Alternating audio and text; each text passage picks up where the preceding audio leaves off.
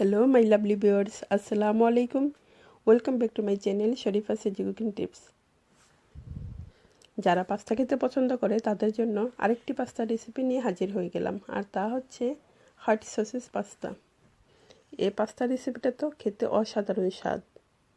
তো আমার এই রেসিপিটি ভালো লাগলে অবশ্যই আমার চ্যানেলটা সাবস্ক্রাইব করে তার পাশে থাকা বেল আইকনটি ক্লিক করে সাথেই থাকবেন।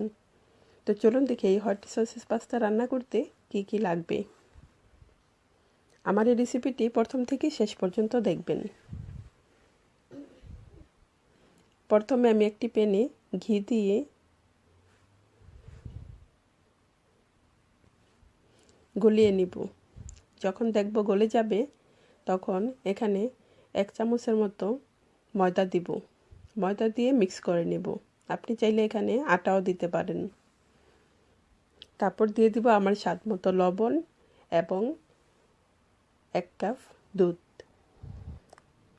1 কাপ লিকুইড দুধ দিয়ে দিব। দুধটা দিয়ে আবারও ভালো করে মিক্স করে নিব এবং অনবরত নাড়তে হবে যতক্ষণ পর্যন্ত দুধের সাথে ময়দাটা মিশে ঘন না হয়ে আসছে। যখন দেখব এরকম ঘন হয়ে আসছে তখন 1 চামচের মতো চিনি দিয়ে আবারও মিক্স করে নিব। মিক্স করে চুলা বন্ধ করে এটাকে ঠান্ডা হওয়ার জন্য অপেক্ষা করব এবং পাস্তাটা রান্না করব। এই হট সসেস পাস্তাটা রান্না করতে গেলে মজারেলার পরিমাণটা বেশি রাখতে হবে, আর মজারেলার পরিমাণটা বেশি রাখলে পাস্তার স্বাদ আরও বাড়বে। একটি পাতিলে আমি পানি দিয়ে তারপরে এখানে 400 গ্রামের মতো পাস্তা দিয়ে দিচ্ছি। 1 চামচ লবণ 1 চামচ তেল দিয়ে পাস্তাটা সিদ্ধ করে নিব। আমি এই ফ্রেশ মজারেলাগুলো ইউজ করব। আমি এখানে নিয়েছি একটি টোনার পানিটা, টোনার যে তেলটা থাকে বা পানি থাকে সেটাকে ভালো করে চিপে ফেলে দিতে হবে। নিয়েছি অলিভ, সুইট কর্ন, 2টি মজারেলা, 2টি কাঁচামরিচ কুচি, রসুন কুচি। মজারেলার যে পানিটা থাকে সেটাও ভালো করে হাত দিয়ে চিপে তারপরে পানি ঝরিয়ে নিতে হবে। অলিভের মধ্যেও যে পানিটা থাকে সেটাও ভালো করে চিপে পানিটা ফেলে দিতে হবে।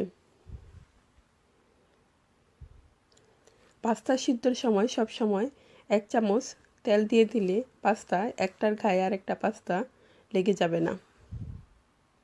পাস্তাগুলো সুন্দর সিদ্ধ হয়ে গেছে। এখন আমি একটা ছাঁকনিতে ঢেলে ছেঁকে নিব।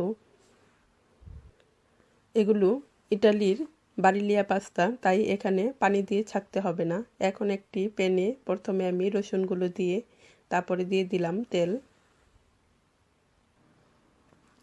দিয়ে রসুনটা একদম ব্রাউন কালার করে ভেজে নিতে হবে। যখন দেখব একদম ব্রাউন কালার ভাজা হয়ে যাবে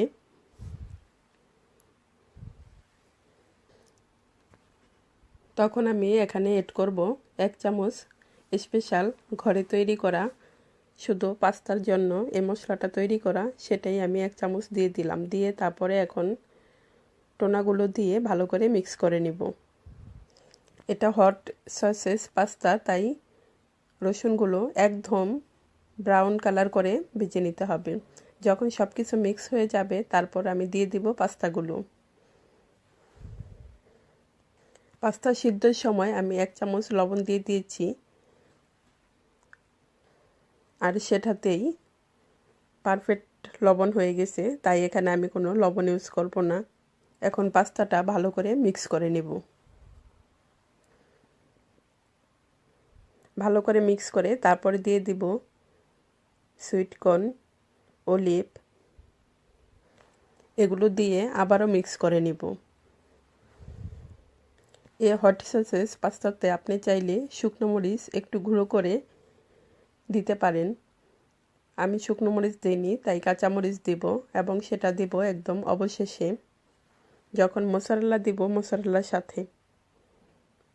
এখন আরেকটু ভালো করে মিক্স করে তারপরে দিয়ে দিব ক্রিমটা।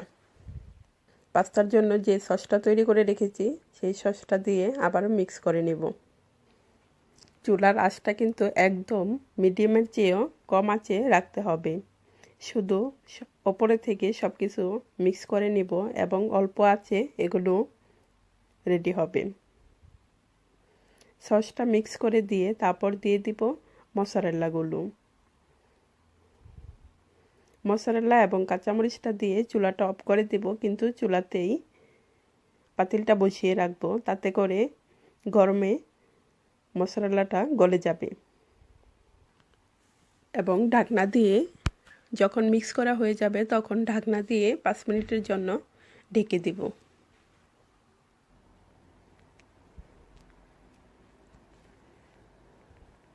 ফিরে আসি 5 মিনিট পর। মশলাগুলো গলে একদম মিশে গেছে। এখন আরেকটু মিক্স করে তারপরে একটা ঢেঁসে তুলে নিব। আমার চ্যানেলে আরও একটি পাস্তা রেসিপি দেওয়া আছে, সেটি চাইলে আপনি দেখে নিতে পারেন।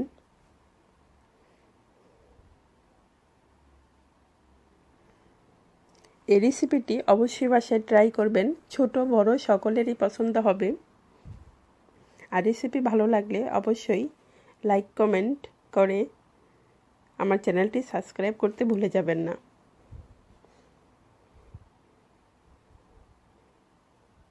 এখন আমি এখানে রেখেছি অল্প পরিমাণে অলিভ, সুইটকর্ন এবং পুদিনা পাতা।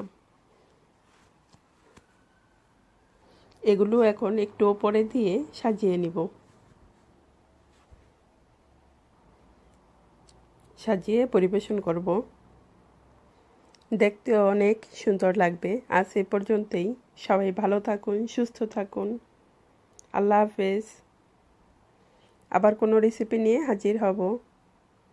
আসসালামু আলাইকুম। আল্লাহ হাফেজ।